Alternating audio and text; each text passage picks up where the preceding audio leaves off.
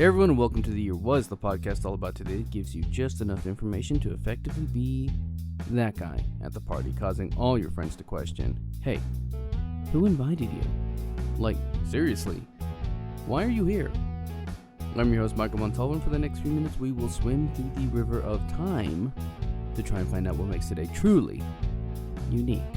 On this episode, we examine the events that occurred March 30th. A couple of things to note real quickly. This will be a short episode and we will discuss two topics today. To contrast a move that I love to make, that is to seriously date these episodes by making specific references to things that are just happening, I've decided not to talk about the Oscars and the slap heard round the world, or talk about the Oscars as a topic.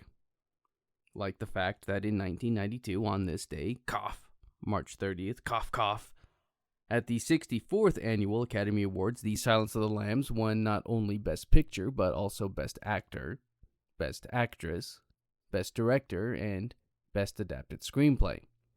It is, of course, based on the book of the same name written by Thomas Harris, and to my knowledge was only the third film in the history of the Academy Awards to sweep the 5 major categories.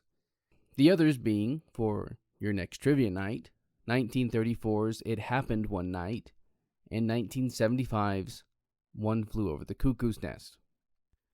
But we're not here to talk about only this, or about how the villain of the film, Buffalo Bill, was inspired by real-life serial killers like Ed Gein, Ted Bundy, Gary Heidnik, and Edmund Kemper. I also don't want to mention how Anthony Hopkins won his Best Actor Oscar with a screen time of only 16 minutes. I mean, surely there are bigger things and more worthwhile things to talk about from the pages of history that happened on this date. And there are. And don't call me Shirley. The year was 1942, and on this day, March 30th, the SS murdered 200 inmates of the Traniki labor camp. This is so much bigger than a movie, and it demands so much more respect than an award show dedicated to the Hollywood elite. Traniki as a labor camp lasted from July 1941 to July 1944, and it changed operations 4 times during its 3-year period. First, from July to September 1941, it was a holding pen for Soviets.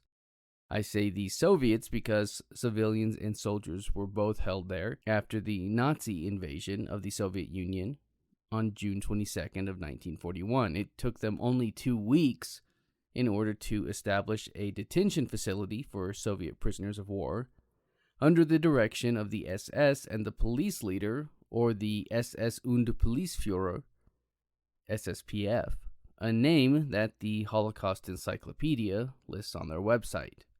By July 9th, 1941, 671 inmates were incarcerated there. The site would soon make a switch to a training facility, and as a training facility, training was conducted for the police auxiliaries that were to be deployed during Operation Reinhardt.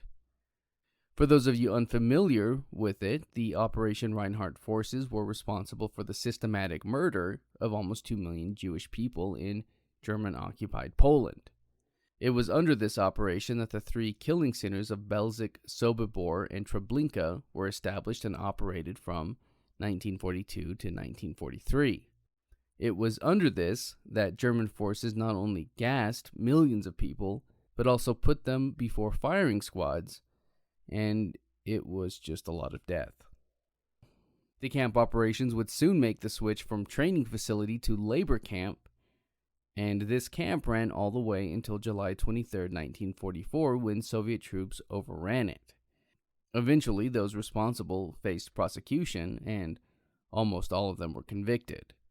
A few of them were even executed.